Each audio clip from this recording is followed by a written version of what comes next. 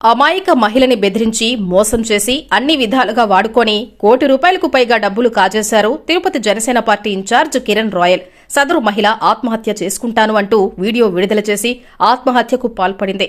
తిరుపతి బైరాగ పట్టణకు చెందిన లక్ష్మి అనే మహిళకు కిరణ్ రాయల్కు సన్నిహిత సంబంధముంది. లక్ష్మి అనేక దఫాలుగా ₹1,20,00,000 వరకు కిరణ్ రాయల్కు అప్పు ఇచ్చింది. ఈ డబ్బు వ్యవహారంలో 2022వ సంవత్సరం నుంచి కిరణ్ రాయల్కు లక్ష్మి మధ్య వివాదం జరుగుతోంది. తాజాగా లక్ష్మి వీడియో విడుదల చేస్తూ ఆ వీడియోలో తాను కిరణ్ రాయల్ తనను మోసం చేశారని, తనను బెదిరించి ₹30 లక్షలకు చెక్కులు బాండ్లు రాయించుకున్నారని ఆరోపించింది. డబ్బులు అడిగితే తన పిల్లలను చంపుతాడని బెదిరిస్తున్నానని పేర్కొన్నారు.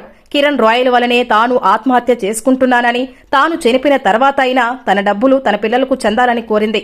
ప్రస్తుతం ఈ వీడియో వైరల్ గా మారింది. ప్రస్తుతం లక్ష్మి ఆత్మహత్య చేసుకుని వేలూరు సీఎంసీ ఆసుపత్రిలో చికిత్స పొందుతోంది. లక్ష్మి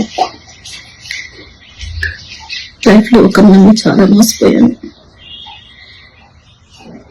₹1,20,00,000 ఇచ్చాను అతనికి అప్పులు చేసి. అతను నా పిల్లల్ని చంపుతారని బెదిరించి ఎన్నో చేసి కేవలం ₹30 లక్షలకు నాకు బాండ్లు చెప్పులు రాయించాడు. నా దగ్గర వీడియో రికార్డ్ తీసుకున్నాడు. ఇలా బెదిరించి అన్ని ప్రూఫ్స్ ఉన్నాయి నా దగ్గర. ఇంకా నేను బతకలేను. అప్పులు ఎక్కువైపోయాయి. పిల్లలకి సమాధానం చెప్పలేకపోతున్నాను. అతను ఎవరు? కిరణ్ రాయల్, తిరుపతి జనసేన ఇన్ఛార్జ్. నేను చనిపోయాకైనా